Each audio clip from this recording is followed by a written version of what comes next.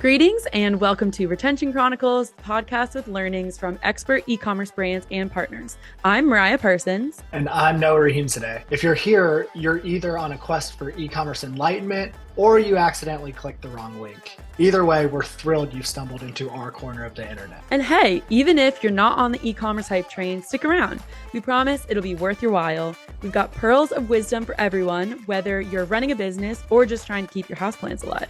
Exactly. So before we unleash the brilliance of today's episode, let's give a shout out to our fantastic sponsor, Malomo. They're the wizards behind the curtain, making the post-purchase experience smoother than a jazz solo. Hit that subscribe button like it will increase LTV overnight, and check out our other episodes at gomalomo.com. That's GOMALOMO.com. Get ready for insights, chuckles, and possibly a profound realization or two. Here's our newest episode of Retention Chronicles.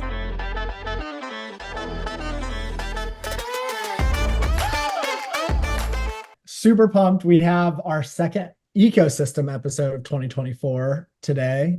We've only posted one. We've only recorded one. So a little bit of a slower start than normal, but now we're like back to back. Mariah and I have recordings every day for the next 7 business days. Yeah, season 5 is coming off strong and I love it.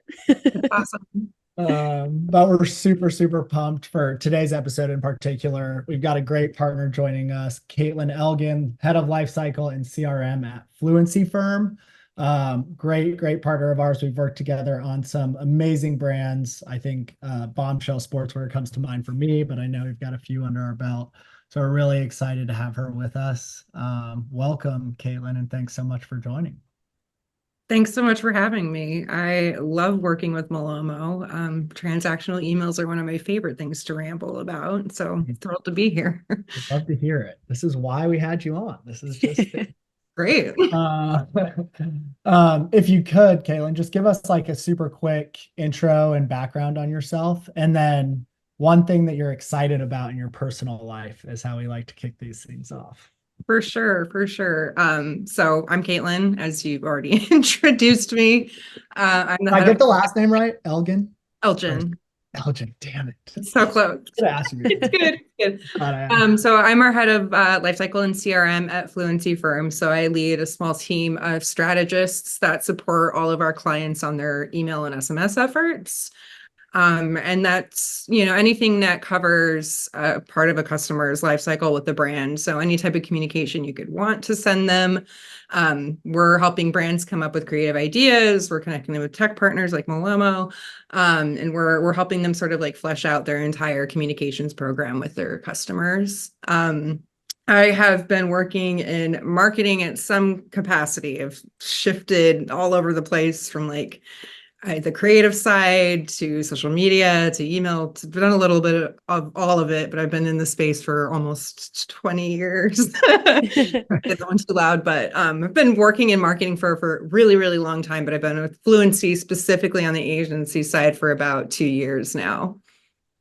Awesome. And in the past, real quick before we get to the personal stuff, have you always been in the Shopify ecosystem, or was there a particular sort of moment where you made that jump? A really funny question. I have been working with Shopify since 2015, maybe 2014, actually. Okay. Really, when Shopify was still really, really young. And I worked with them on the brand side. And it was before they even had a USPS integration. So it was the first time we worked with Shopify. We still had to copy all the customer addresses and buy labels on USPS.com. And Shopify has evolved so much. I can't believe that was almost 10 years ago. But yeah, I've been working with Shopify D2C stuff for a really long time. Awesome. That does definitely put it into perspective how far we've come. Okay, sorry, I cut you off. No, you're good. What are you excited about in your personal life? What am I excited about? I am excited that just this past weekend I applied for TSA PreCheck. Nice. My great addition. I just got it this year and it's the best thing ever. I'm so excited. I don't know why I've never signed up for it before. I guess I thought it was going to be more of a hassle than it was, and it was super easy. And now I'm just like, oh gosh, what's this going to bring to my traveling game? Because I already travel a lot. I live in New York. I'm from California. So I go bi-coastal frequently. And I'm like, why have I never done this? How much time is this going to save me? It is legit. It's a life changer. I'm not even kidding. But you also like, I've probably had it for I've probably had it for about 3 years. And same thing, like I always was like, oh, like I'll get around to it. Probably takes a long time. Obviously, it doesn't. Yeah. And then you kind of kick yourself after, like, I could have done this so long ago. I could have been so Saved less so much time. Yeah. Yeah. On the travel note, Mariah, I don't know if you know this, but I did like a spur of the moment Portugal trip. So I'm going to Lisbon to see cool. my sister who lives in Paris next week. So like really spur of the moment. But I saw it yeah, on your story and I was jealous instantly. yeah, I'm super pumped. I've always wanted to do like a big Spain and Portugal trip. This won't be that. It'll just be Lisbon for 5 days, but we'll probably do a day trip. And TSA pre-check won't help me other than my layover flights. But next is global entry. That's the one that I'm gonna try not to put off. But Yeah. I'm not gonna have it for this trip. So it's like, maybe next time. Yeah. You should go to Porto in Portugal. Yes. It's beautiful. We're looking Yeah. at all these like other places. It looks awesome. Kaylin, on that note, any travel plans for you that you get to use this new benefit soon? Actually, at the end of this month on Leap Day, we're having one of our semi-annual team meetups for Fluency Okay. Firm. So we all work remotely. Yep. We usually get together like twice a year. The So, whole company? uh-huh.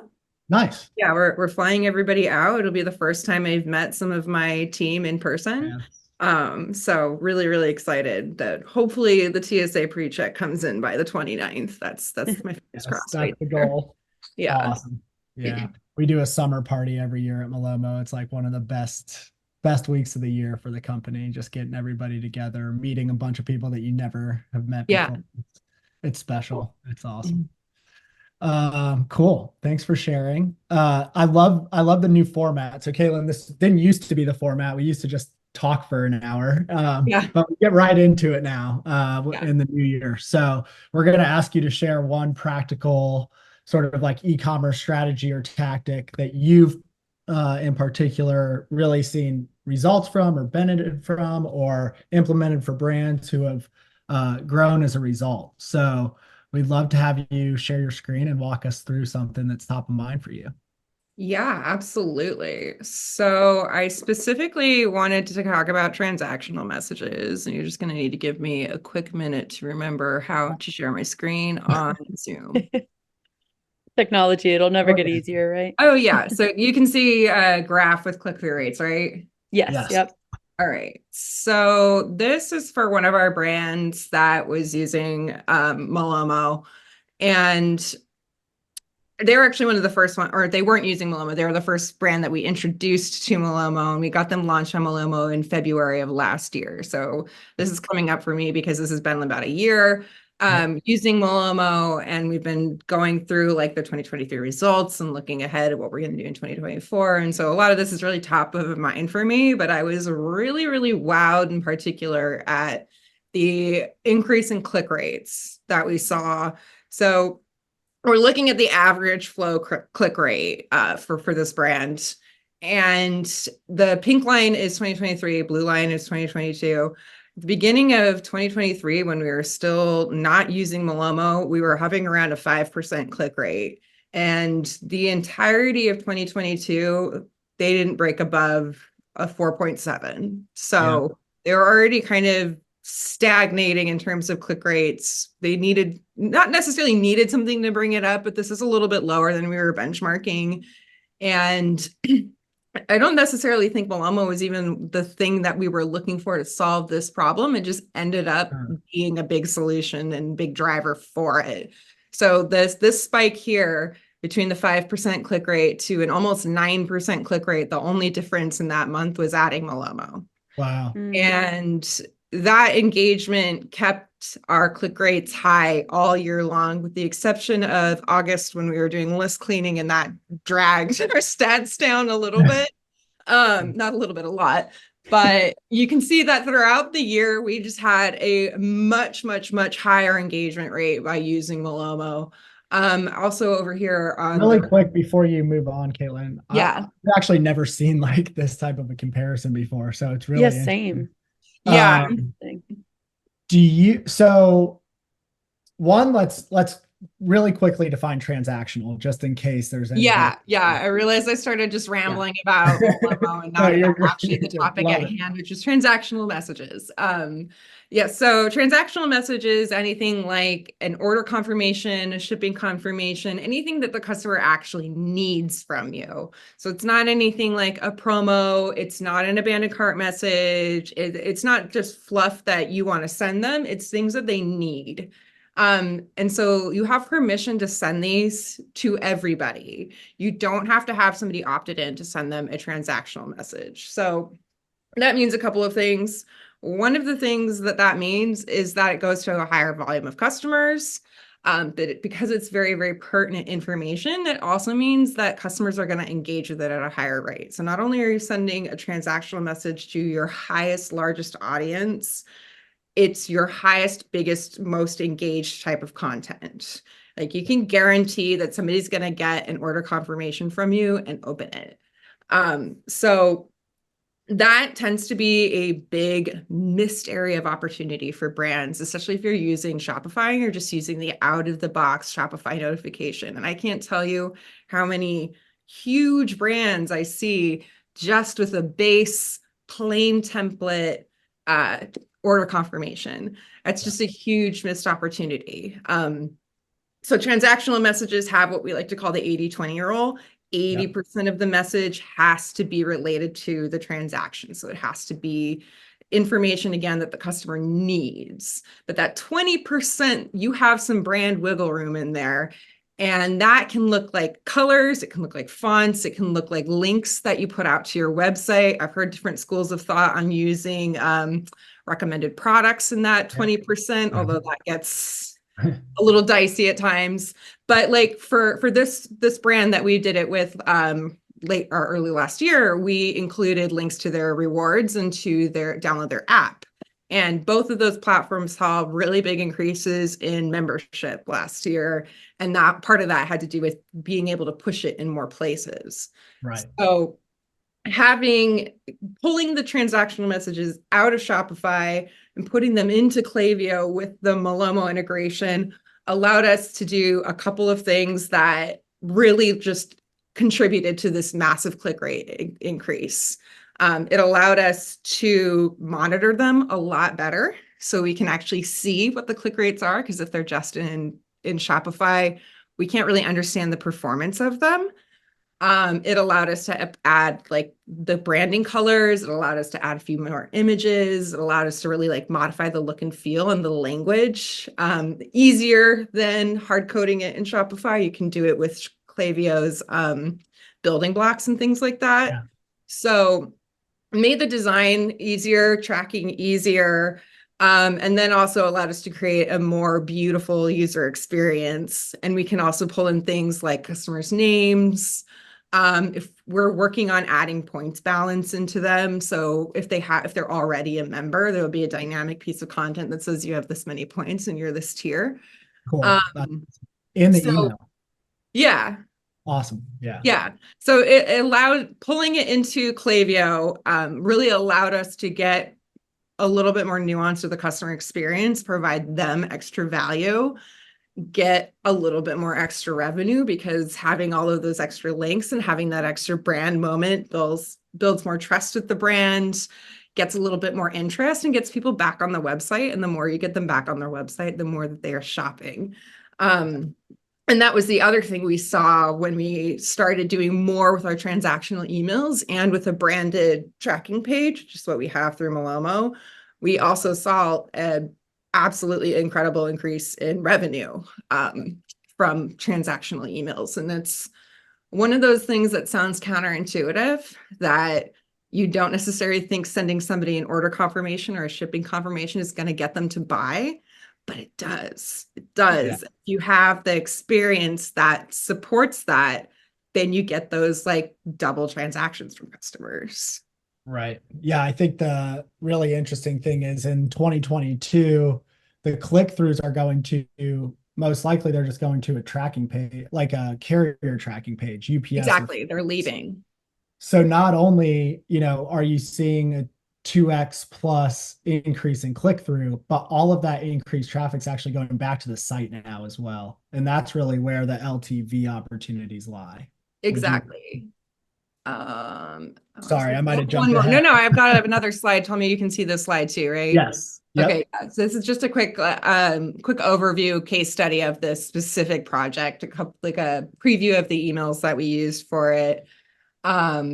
So yeah, the other thing that happened was we compared year over year, same quarter, 21% increase in automated revenue, just automated revenue, had nothing to do with like drops or anything else that was going on with the business. And I mean, this is Q1. This is historically a slow period because it's coming off of like Black Friday. Typically a slower sales period for them. So for us to drive a 21% increase in automated revenue just in that slow quarter was really awesome. And the average click rate for a transactional email is 12%. Like Jeez. to me, that's just like wild. Yeah. And as we, spend a lot more time on deliverability metrics and performance related to that with like the Google sender requirements and things like that, the more emails you can send that have this level of trust and engagement, the more it lifts the rest of your program, with the rising tides lifts all boats. Yeah. That does apply here with these great click rates with the Malomo emails and boosting the rest of your sending reputation. That's something I've not thought about. Mariah, have you thought about that? Are we thinking about any content? Because that seems like a great point. Oh, I am, believe me. Yeah, it's something that is more recently, I think it was HubSpot maybe sent an email around just like Google updates and privacy updates of looking into like sendability or deliverability. And I think this is a great use case that you're showing, Caitlin, of the click-through rate. And I think it's very easy to, I guess, segment like transactional emails with away from marketing emails, but you make a great case for in the case of your email deliverability, they're actually going to help each other. So yeah, it's easy to, I guess, try and separate the two, but it's a great call out that you're making, and we should definitely make that case to more brands because it's a great pickup. Yeah, I think, and I even noticed this 2 years ago when I first started at Fluency, that transactional messages were something we weren't really considering as part of a life cycle communication, because we were thinking of things that we trigger, things that are on their campaign calendar, things that we control, really. And transactional messages, I mean, they are within our control, but you don't necessarily control when the customer is making a purchase or when those go out. And they're just kind of assumed that they happen. And I mean, that's where you're missing the revenue and the engagement, is because you're just assuming that these are going, you're assuming that they, customers get them, whatever. It's got their order information. Sure, it's pertinent, but that's all that needs to be in there. Like, no.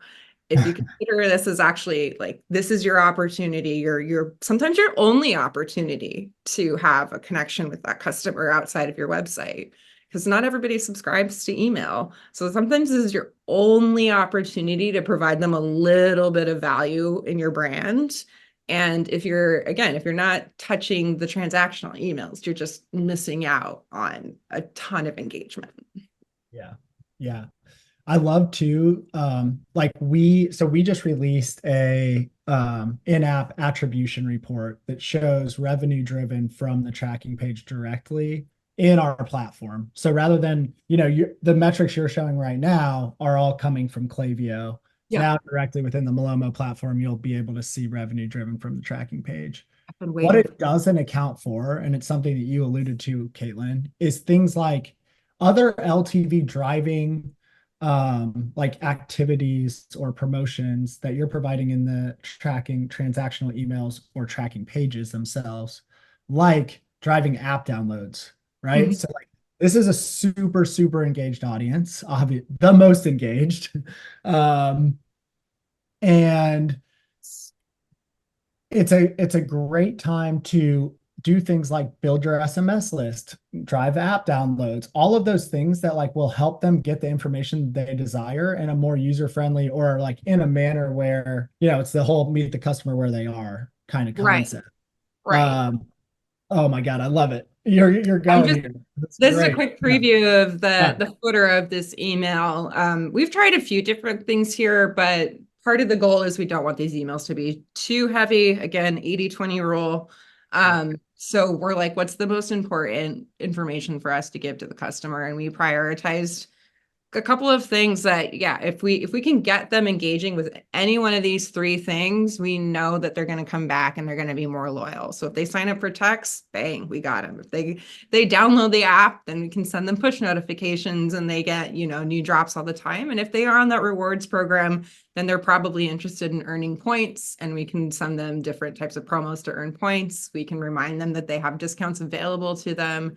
So really, we're focusing on any type of informational piece that we can just build a little bit more connection. Even if we have to get the customer to kind of take the next step of that connection, we're still putting it in front of them in a way that if we were just running the out of the box templates, we wouldn't have this. Right.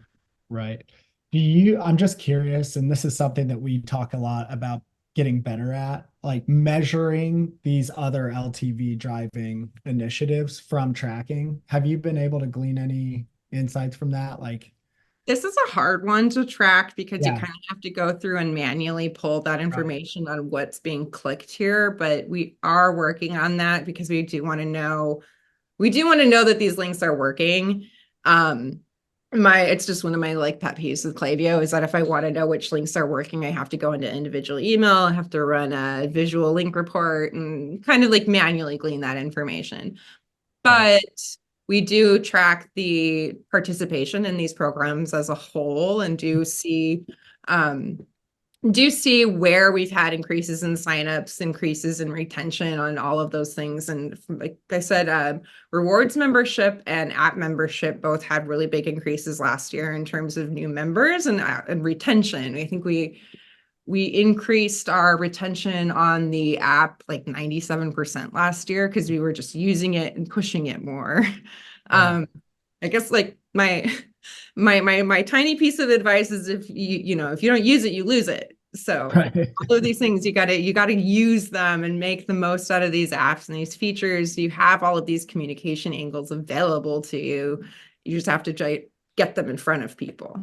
Right. Absolutely. Absolutely. I mean, it's very similar to what we talk about all the time, which is like anything you're doing across the rest of your um, customer journey, you can easily plug into the post-purchase journey because all we're doing is adding a new page right within the theme, right? So anything you're doing across the rest of the theme, anything you're already doing in email, taking the 80-20 rule into account, of course, but you can leverage those other programs in the transactional channel just as easily as you're doing across the rest of your journey. Yeah, So absolutely. love that. Um, my final question, and then Mariah, if you have anything, I'll pass to you, is it looked like you started seeing like pretty immediate results once you plug Malomo in. I'm curious, like what was the setup process like, and is it what it appears that like once it was on, it just started producing? Yeah, that's a good question. And I'm sorry, I wish I had more charts for you. I mean, you can see that from January to February, the click rate increase is immediate and consistent, and that we saw throughout the whole year. And I think the things that even brought the click rate down were unrelated to Malomo. The setup process is pretty simple in terms of like what needed to be built out. I think that the longest part of the process for me personally was actually getting the emails to be undersized. Because the amount of like dynamic content and things that you have to put into an email, and with the size of this client's customer cart, we frequently run into emails that get clipped, which Got isn't the worst thing to happen, but not my favorite. it. Yeah. So that was one of the bigger challenges, was just like, how can we make these emails have the information that I want, but not become oversized too quickly? And that was just some like coding things back and forth mostly. Rolling out the tracking page is really easy, and it did really seem like it immediately improved the customer experience. We saw revenue on, I think, month over month, like right away. It just wasn't the clearest comparison because January had a couple different factors than February besides the Malomo thing. But when we look at the year over year comparison, we're like, wow, yes, that really did make that like 20% difference in revenue year over year in a slower quarter. So yeah, we did immediately see very high open rates, very high click rates. We heard very few customer service complaints, which is actually something I was a little bit nervous about, because when you take the transactional messages out of their native platform, I'm always a little bit worried that you're going to miss something in the coding, like the variable is not going to come through right, or you're going to miss certain things. And we did have some weirdness with like global E and other tech partners in that regard, but that's already been smoothed over and isn't a thing anymore. So some of the issues that we saw when we were starting this aren't actually issues anymore. Honestly, I just remember it was being pretty smooth, pretty simple to get it launched, and we did see the benefit pretty much right away. Love it. Love to hear it. Can't ask for better than that, right? Yeah. Any questions from your end, Mariah? Yeah, well, Caitlin, I saw you when Noah first mentioned it, the revenue report that Malomo launched. I saw you react, and because I can see, you, but on the recording for viewers, you had I think you had said like, oh, I was waiting for this, like excited for something along those lines. So I would love to hear more, because we're talking about revenue, obviously. It's been a core point of chatting with you today. I would love to hear just like quick takeaways, because we did just launch that. And I haven't really gotten to chat with anyone on the brand side. So I'd love to hear that. Yeah. So Malomo has had some clear absolute wins for us that have been really easy for us to define. Clicks being one of them. Like, clearly, this is a high click rate. The people are clicking on these emails, and that makes absolute sense to us. Where it gets weird is just honestly absorbing the idea that somebody's going to make a purchase in such quick succession, right? It doesn't sound normal that somebody's going to place an order, get an order confirmation, and make another order. It doesn't sound. So proving that was the challenge, proving that this was actually like documentable, true behavior, that this is real attribution and not like Klaviyo attributing the purchase to the order confirmation or weird things like that. So initially the reporting was a little hard to understand because you had to go through third parties to get it. We had to trust Klaviyo's attribution, or you had to trust GA's attribution, and neither of it felt trustworthy. Is like not the tailored, right customized. It just felt like it needed to be taken with a huge grain of salt for us to understand it. So it was like almost like too good to be true reporting. So the more stats that we can get to support this and understand this, the better. And I think with the tracking page, one of the issues I wanted to have better reporting for was just like, what does the traffic look like? How are people flowing through this? Where are they going? Where did they come from? Because they don't always come from email. And I'm trying to remember, I had a conversation with one of your colleagues about this early on, pointed out, like, if you can't tell me how they got to this tracking page, then we're missing a piece of information here. Because if I don't know that it's direct email traffic and I'm trying to attribute it back to Klaviyo, like, we're missing a piece of information. So there were some gaps in the reporting, I think was the big thing for me. And so I'm excited to see like what gaps have been filled and what other information we can have, because I think we could get a lot more nuanced with the information that we put on the tracking page. Because the tracking page, honestly, all of this has been set it and forget it for us, which is great. I love set it and forget it, in the sense that I don't want to be working on these things all the time. But I do know that we can do more. We could do more creative testing. We could try different CTAs. We could try different headlines, different collection pages, like that kind of thing. So that's honestly like on my roadmap for 2024 with our Malomo brands, is like, what can we test to just see how much more we can do with this? Love Yeah. that. Yeah. I think all of the attribution points, Caitlin, are super fair. Like as we've talked about, you're certainly not the first person, nor will be the last who's raised those concerns, and they make a whole lot of sense. I was just talking to the ShipBob team today about a lot of that stuff as well, so it's top of mind. I think the cool thing about what you mentioned, testing wise and segmentation and all that, is um, we let brands and agencies build as many pages as they want on an account by account basis. So like you can have 100 different segments with 100 different tracking pages if you wanted to. So I love the idea of testing because it's like a free, very easy thing, low hanging fruit thing that you can do to add value. I want to get wrap up here pretty quickly, but is there anything else that you wanted to show, Caitlin, that we haven't gotten to yet? No, that was kind of it in terms of like just the stats and stuff that I'd pulled down for this conversation specifically. I mean, really, again, just driving home that transactional messages, I mean, even on the SMS side, I didn't even really touch on the SMS side, but that if you don't have transactional SMS turned on, I don't know what you're doing.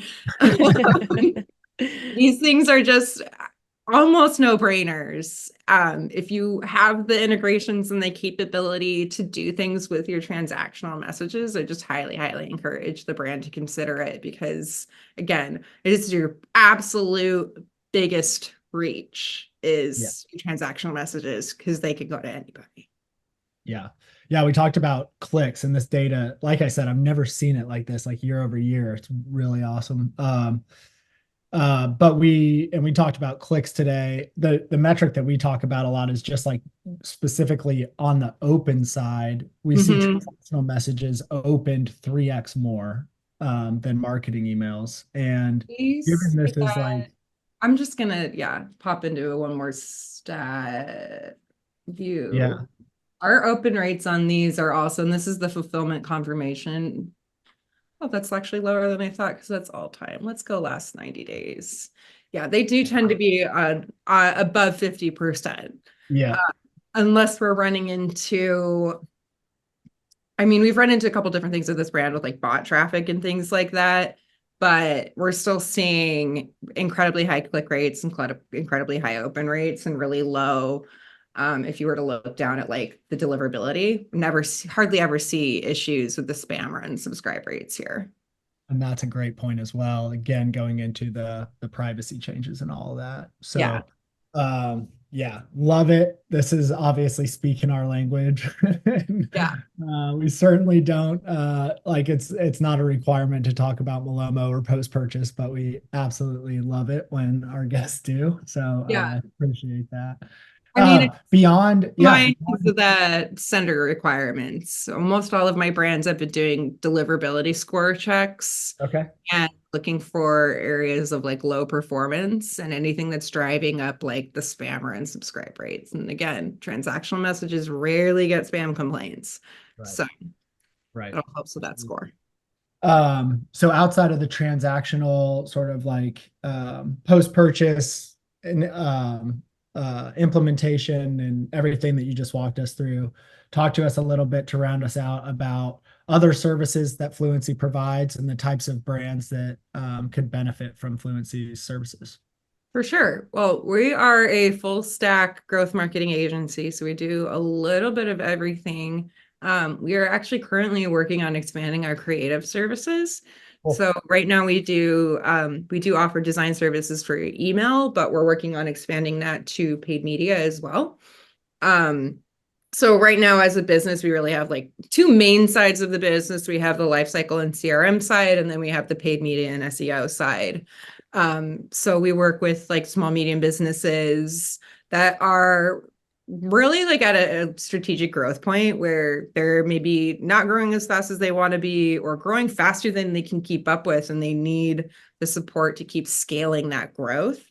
Our teams come in and we really act as like an extension of the business. So on the paid media side, they are doing all the buying, they're doing all of the creative testing, they're doing all the setup for the ads, and we're eventually going to be doing a lot of the design work for that as well.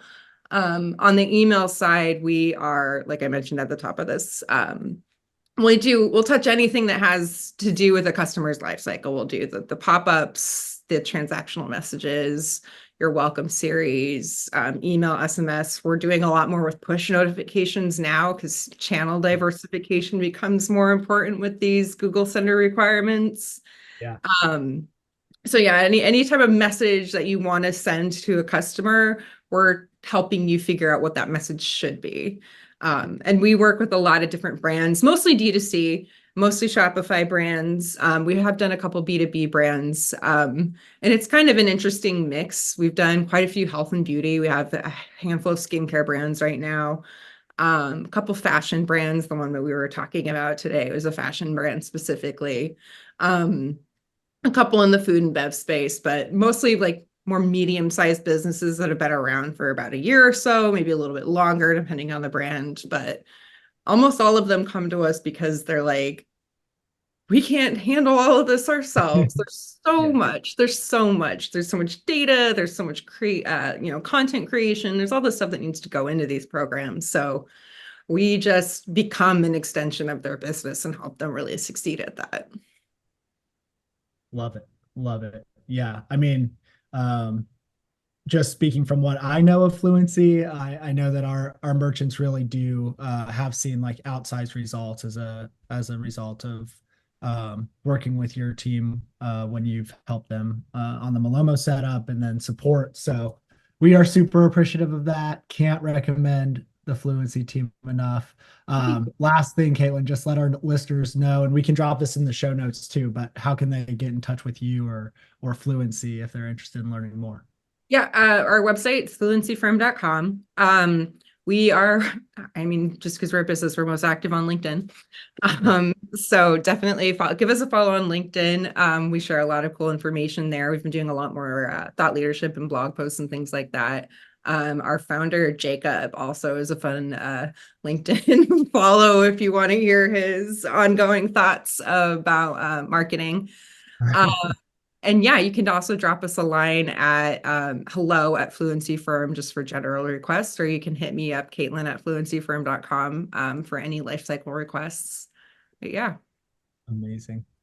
Amazing. Love it. I'm loving the new format of these episodes, Mariah. Yeah, they're fun. Yeah, I really like them.